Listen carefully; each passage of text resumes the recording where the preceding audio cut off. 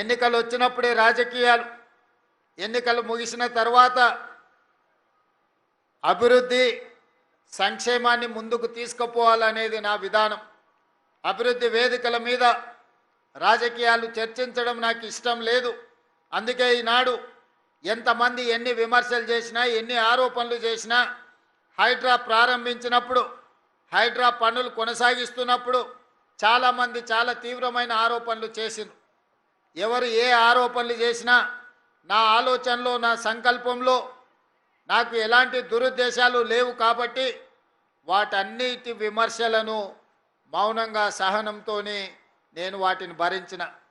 ఈనాడు Hydraa commissioner గారు, ఇతర అధికారులు ఈ నల్ల చెరువును చేసిన అభివృద్ధిని చూసిన తర్వాత ఇక్కడున్న వేలాది మంది వాళ్ళ మొహాలలో ఆనందం చూస్తే నాకు పడ్డ తిట్లు నాకు ఆశీర్వాదం కిందనే నేను భావిస్తున్నా. వాటిని తిట్లుగా నేను చూడడం లేదు. మిత్రులారా,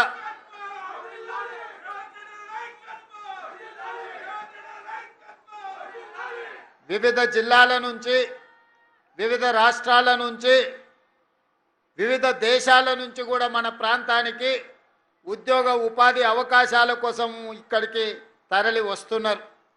మనం కళ్ళు మూసి తెరిచే లోపల వేల మంది లక్షలైనరు. ఇవాళ లక్షల జనాభా 1,34,00,000కు పెరిగిపోయింది అనంటే ఈ మహానగరం ఈరోజు ప్రపంచంతోనే పోటీ పడే విధంగా ఈరోజు అభివృద్ధి